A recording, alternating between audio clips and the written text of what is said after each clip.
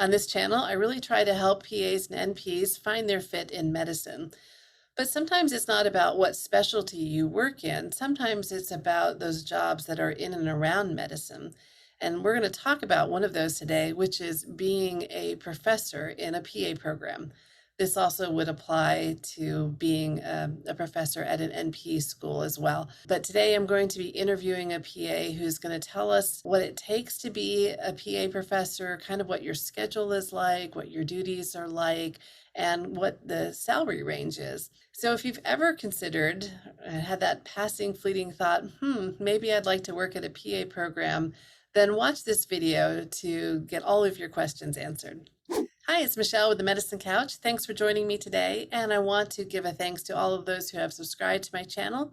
If you haven't yet, please do so. Hit that subscribe button down below and the little bells to be notified when I release new videos. I also love to read the comments, so if you have anything that you wanted to comment about the video, or if you have your own experiences that you want to share, put those down below in the comment section.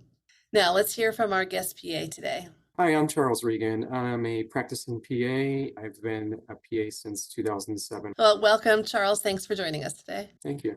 Okay, so tell us a little bit about kind of your career path, just in general. My career path had started with orthopedics. I started in a hospital. I took it to another level and expanded and went into private practice for orthopedics, and then expanded even further as far as getting into urgent care. So as I continued practicing as a PA in clinical practice, I took on multiple students for precepting, for clinical rotations, and I grew a love for education. So I transitioned full time into teaching PA students. I've seen advertisements looking for faculty at PA programs, but I often see the different terminology thrown around, the different types of professors that you can be. And I'm confused because I've never really looked into it closely. What are the different levels or types of professorships in a PA program? Often you'll see the three levels or three different titles of adjunct, assistant professor, and associate professor. An adjunct professor is someone who comes in, they're responsible for teaching their course, going over their lectures, making sure the material is appropriate, and possibly meeting with students to go over whatever topic for their course. They're there and gone, really. They don't really have a whole lot vested where they would do a lot of meetings and such for the department. Then you have the entry level full-time assistant professor is that title.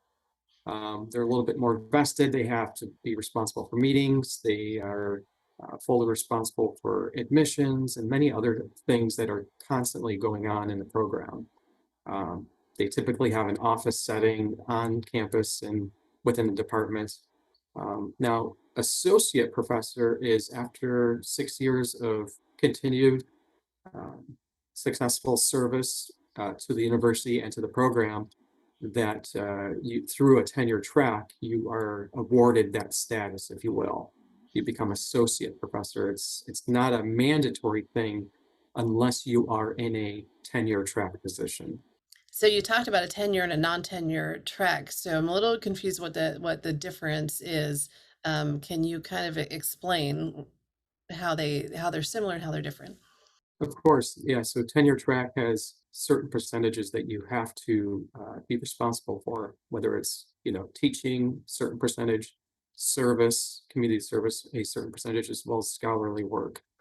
Your teaching is obviously preparing for courses, teaching students, advising students, attending meetings and such. Your community work could be any type of service you commit to the university, whether it's volunteering on certain activities. It could be locally, it could be, remotely. But scholarly work would be presenting at a conference or producing a paper, co-authoring, as well as poster presentations. I'm a little confused. You lost me. And what does that have to do with tenure versus non-tenure? How does that all fit together? Tenure track has specific layouts of what you have to be responsible for. And each year that is reviewed by the university or college. So there's different percentages for each. Some colleges will require you do 60% teaching, 30% of scholarly work, and 10% community service. The non-tenure track is more heavy with teaching as far as the percentage. it takes the burden off, if you will, of being responsible to have maybe a yearly publication or research article. In a PA program, what does tenure really mean for somebody and why would they want to go on that track? Tenure track is really for someone who enjoys doing research or writing articles, participating locally or nationally at their professional events, as well as achieving that associate professor status. And once you achieve that status, you have the ability to do a sabbatical. And sabbatical is taking approximately a 6 month leave of absence, which you're still paid, but you do something for your profession as far as a development. I know this will vary depending on the program and how involved you are, but in general, if somebody's looking to become an assistant professor, are they looking at a like a 5-day a week job or is the schedule a little bit different? So the schedule may be different depending on the program, but an assistant professor who takes on a full-time position, they're generally on a 4-day work week. There is an ARC PA standard that we do have clinical release time. So we do have the ability to continue our clinical work on a full 5-day work week. Is that something that's usually required or they just build it in that you have the option to work clinically if you want? It's not necessarily required, it's just built in to secure that spot for faculty that really want to maintain that, clinical practice. So what about you? Can you give us an idea of what your week looks like? Are you still doing some clinical work and teaching? My typical work week will be Mondays I have off, and that's part of my day for clinical work. I'll not work every Monday, but I will pick up some urgent care shifts or ortho urgent care shifts. And Tuesday through Friday, I'm committed to the program. I'm usually checking in around 9 a.m. and possibly leaving by 3 or 4 p.m. And when school's out for breaks, either, Christmas breaks or just breaks between the different semesters or quarters, whatever, do you have that time off or are you still being required to be in the office working standard days other than on the exact holiday?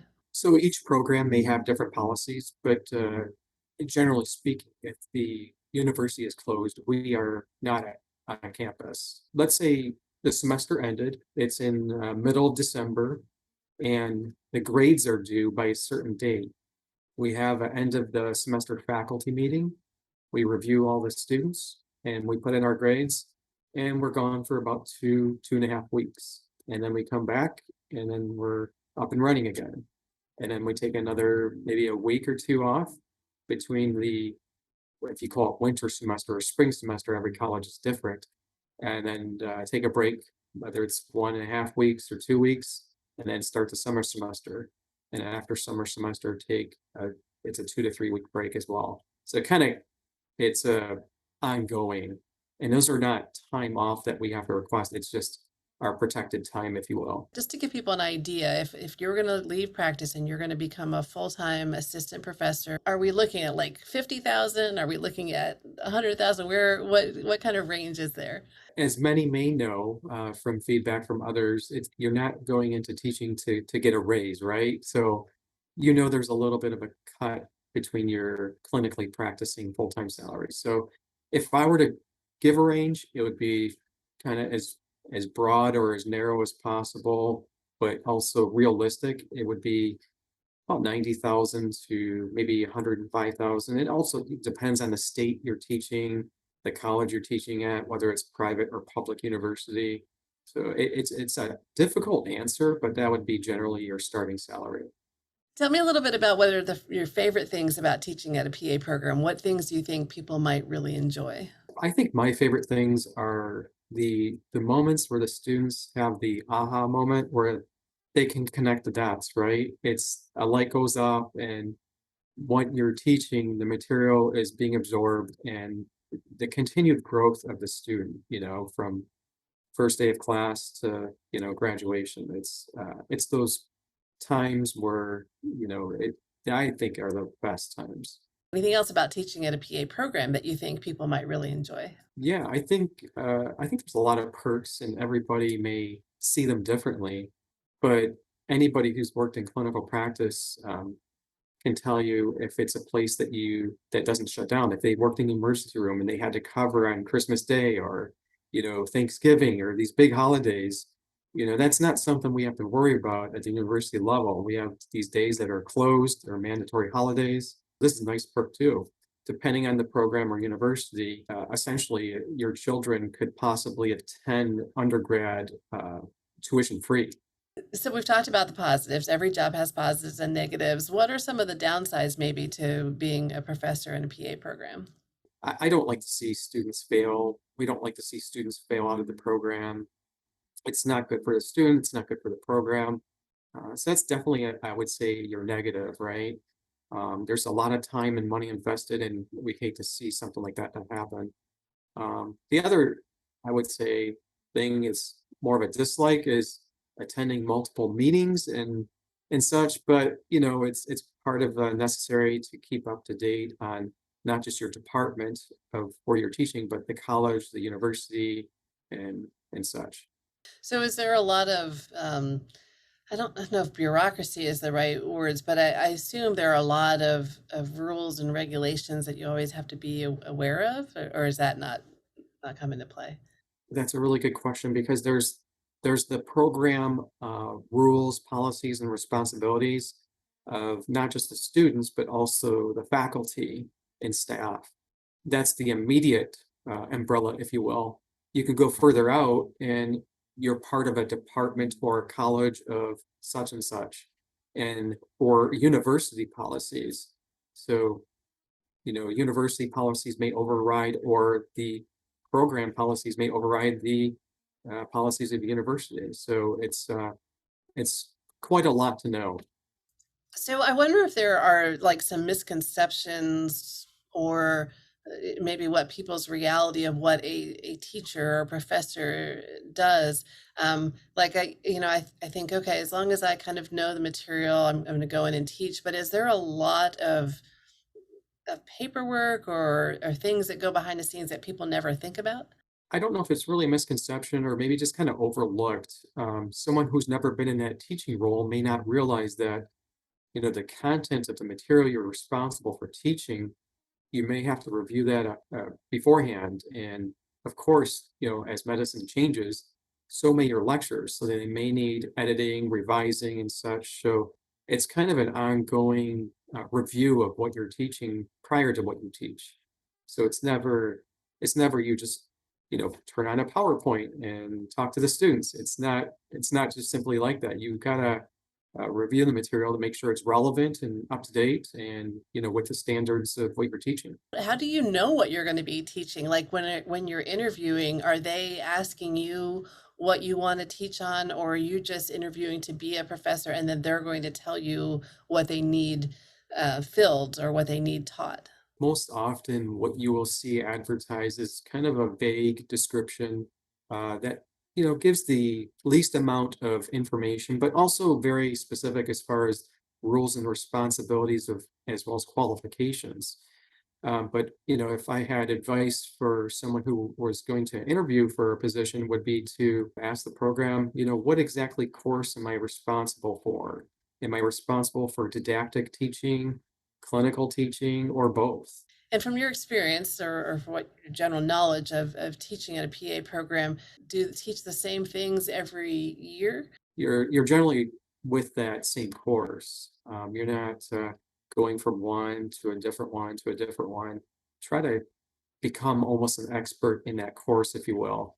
I think one thing that's kind of stopped me in the past of really looking further into it is the feeling that that a doctorate is going to be required. Do you have a doctorate, and what are you finding out there? Is it required or not? You don't need a doctorate to come into a program to teach, per se.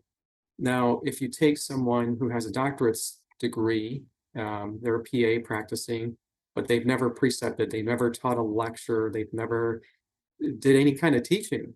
And you take someone who's got a master's degree, they're practicing PA, they've guest lectured for years, they've been a clinical preceptor. I think you kind of know where I'm going with that, someone more actively involved in educating the PA students would have that advantage over someone who may have a higher degree. I do not have a doctorate. That may be something I will be working on in the future. But I will have to say the ARC-PA, which is our governing body for accreditation, there is no standard that states you have to be a doctorate or a level above, a master's program. So you will see quite often most faculty have master's degree. The other thing I wonder about, is there a length of time that you have to be a practicing PA generally before you can teach at a PA program? 3-year clinical service practice, it's a minimal qualification that I see often. If somebody is interested in becoming a professor, what would you advise people to start doing that would help them become a good candidate? I think the best thing to do would be to look at the resources that are out there. PAEA is a phenomenal source that helps guide physician assistant student education. There's member communities that you could potentially be involved with. There's so much out there that you could utilize, and it could be even just locally at a program. And I think the best way to get the foot in the door is to volunteer time as a guest lecturer, volunteer time to help proctor exams, seek out those opportunities to show that you have vested interest. And what about, like, I assume being a preceptor must look pretty good on a resume? Most definitely. We're always looking for clinical preceptors. There's the hot, rotations that are harder to find, which are your pediatrics, women's health, and behavioral medicine. But it really doesn't matter. Any additional clinical preceptor, I think, is valuable. And I think you mentioned it earlier, like giving presentations at PA clubs or your state conferences, anything like that. Obviously, I assume public speaking would look good on a resume as well. I certainly agree. The more active involvement you have presenting information, whether it's locally or nationally, and that builds on your resume or your CV. Do you have any idea, like at your school, when a spot comes available, is there like a flood of candidates or is it usually just a handful? Generally speaking, you have maybe somewhere between a neighborhood of 6 to 10 candidates who apply for one position. Most of them have very valuable background and experiences, and it's never really an easy decision to pick one. PA education is exploding, I think, around the country. There are new programs coming on everywhere. So it is a good time and a good opportunity if people want to get into teaching. So anything else that you want to throw in there or reiterate about why people should consider becoming a PA educator? Yeah, I would encourage anybody interested to contact their local program or their, uh, alma mater program that they graduated from to, kind of give back some time, whether it's just helping out with exams or doing guest lectures, or, you don't have to absolutely love teaching and make it be your full-time position, but you can give back a little time. Thank you so much, Charles, for joining us today and sharing about being a PA educator. Michelle, it's been a pleasure and an honor. I thank you. Well, I hope that answered some of your questions. If you've been thinking about becoming a PA professor or, like I said, NP professor, I hope this gave you some ideas and give you a little clearer picture of what it's like. I loved what he talked about, getting involved in your local program or reaching back out to your alma mater, seeing how you can help them and give back, even if you only have a small amount of time that you can commit. And also about how doing so could pad your resume and help you become a really good candidate should a full-time position become available. If you're still looking for other opportunities in medicine or just want to see what other people are up to, you can watch these videos here and go to the playlist on my main channel page. Thanks for joining me today. Take care, stay sane, and I'll see you next time on the Medicine Couch. Bye.